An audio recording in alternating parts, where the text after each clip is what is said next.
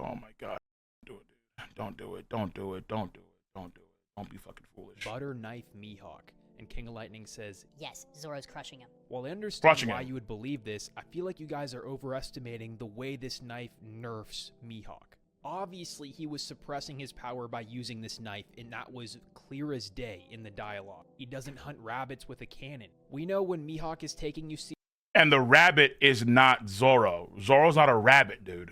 Zoro is a fucking lion. seriously, he's using his sword Yoru. But we've been shown that it doesn't matter what the size of the blade is, you're still able to fight seriously. It's put into perspective here how this monstrous slash is coming from this tiny knife. Even further than that, a swordsman doesn't even need their sword to fight seriously.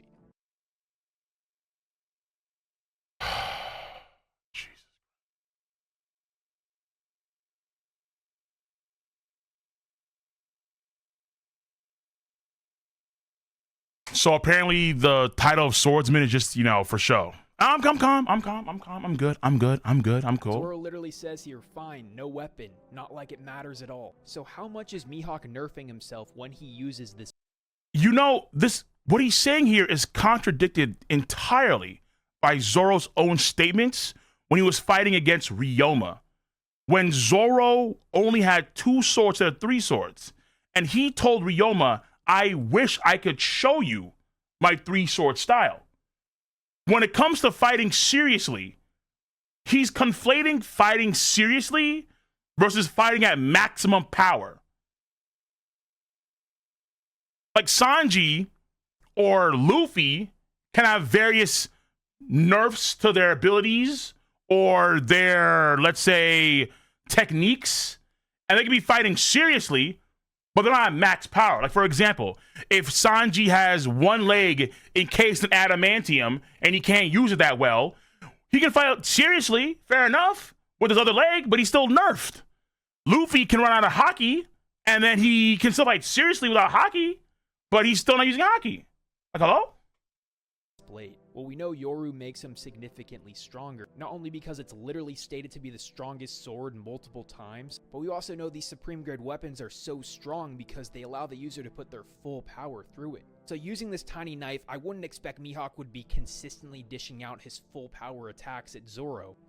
He couldn't utilize his full power to begin with. This air cut on the building and killing the Shogun with the knife is irrelevant, because if he had an actual sword, he would level not only the fucking landscape, but he would level the building and behind the building in a single swing with the same output of hockey. However, knowing what we know about swordsmen, I wouldn't put it past Mihawk being able to put a substantial amount of power in his attacks with that knife. Hell, maybe he could use his full power, it just wouldn't last long. It would. No, dude, bro.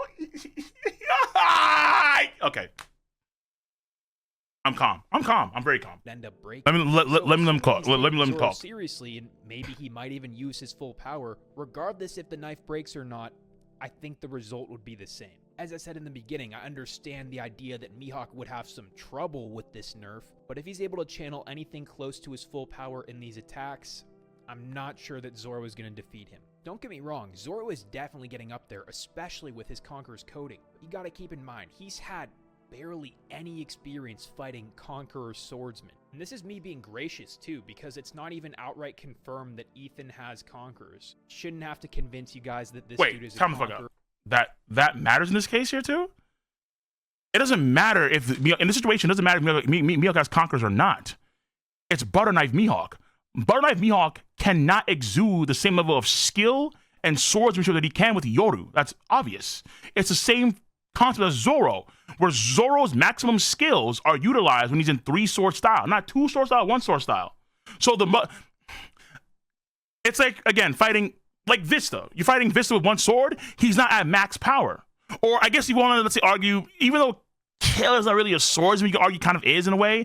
Killer with his scythes against Zoro is gonna be on the same level as Killer with his what do you call them? His Punisher blades, like whatever they're called, those like weird rotating blades, whatever they're called.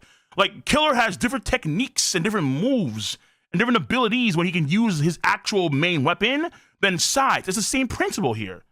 And I feel like if current Zoro is fighting a serious Mihawk with the strongest sword, I don't think he's lasting long. Sure, he Zoro is losing to Mihawk with a serious sword now, yes, but it's not going to be an easy fight for Mihawk. There's no way in hell. Mihawk is going to lose to Zoro within the next 2 to 3 to 4 arcs. It doesn't make much sense to say that Zoro, who's already world-renowned as a Daikengo, as a great swordsman, there's no fucking way that Zoro's have an easy time. Mihawk's gonna have an easy time beating Zoro. Would do better against a much smaller blade, but it's the same hockey. Like, I don't believe that Mihawk. No. Fuck, dude. He's. I'm calm. I swear to God, I'm calm. I swear to God, I'm calm. Hockey is a tool to amplify what already exists. Mihawk cannot use his best shit with the blade. That he is with Yoru using that little knife. The butter knife, I mean. Still be very deadly. That's all I'm saying. I said it before and I'll say it again. Matchups like these just display to me that we are in the end game. There is a divide between Mihawk and Zoro fans. It's not always that visible. There's no way I just heard that. Now that's bait. That's bait. That's actual bait. That is 100% bait. That is 1000% bait. That is the biggest piece of bait I've ever seen in my life. There's a divide between Mihawk fans and Zoro fans. Brother, you're in the same pond. What are you talking about? Nah, don't lie to me, bro. Don't lie to me, dude. The Mihawk fans, you guys are just on the deeper part of the same pond, okay? The Zoro fans are in the shallow waters, and the Mihawk fans are in the deeper part of the waters of the pond. That's literally it. Don't lie to me. What? Don't lie to me. Different sides say coin. Exactly. Don't lie to me, bro. Come on. It's like if you look at, let's say, Mihawk fans, and then let's say you compare the Mihawk fans, let's say the Usopp fans, they're in an entire different pond. They're in a whole different ecosystem. Fuck. Come on, bro. They're kind of seen as the same fandom, but as we they get are. closer You guys to are. this inevitable fight, this divide will only grow bigger. Pretty sure there's some One Piece fans out there that already believe Mihawk loses to Zoro regardless if he's nerfed or not. Those people are fools. The real question is, what about Bogard with the training sword? Oh.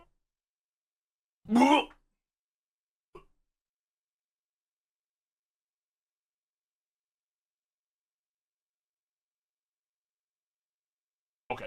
I'm sorry. Somebody else caught my throat. Versus a full power current Zoro.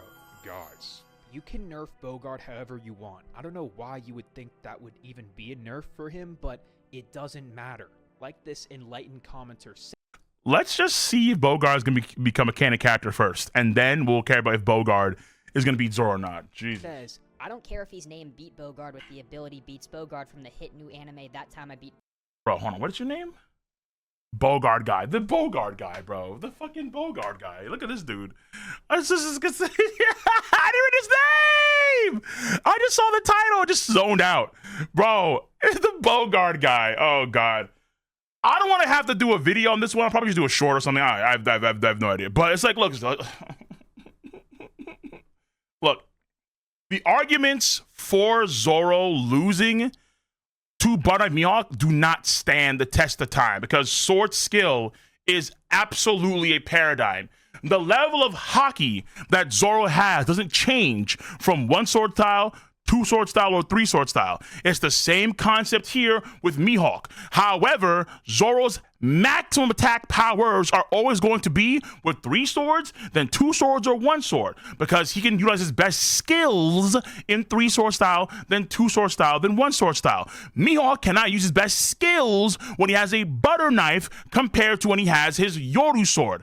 That's the reason why when it came to a skill clash between Mihawk and Vista, Mihawk respected the duel and he used what? Yoru, not his butter knife, and Zoro's of the same capacity. You can't treat Vista with the butter knife. You can't treat Zoro with the butter knife. It's not possible because the skill that these guys can exude, Zoro more so than Vista, is on such a high level that the butter knife is going to get obliterated. Obliterated. Hockey utilization, be damned. It doesn't matter Because the hockey, when it comes to putting it on the butter knife, the hockey and hockey alone cannot withstand the onslaught of Zoro's skills. And Zoro has proven that time and time again. Matter of fact, even you could argue that Zoro himself using hockey on the butter knife, or at least on the seppuku blade, and cutting that building is proof evident that Zoro is getting that much closer to Mihawk. Which is why, again, in the final saga, Mihawk is going to lose within the next 2 to 3 arcs. And Zoro is going to be the one to do that. Makes no sense for Butter Knife Mihawk to be able to beat Zoro now. Makes absolutely no sense. He's not beating Vista. He's not beating Zoro or any world-renowned, famous Daikengo or great swordsman. It's not happening. It's not happening.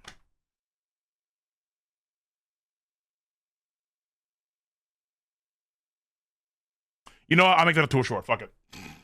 That'll be short. I don't care. Yeah.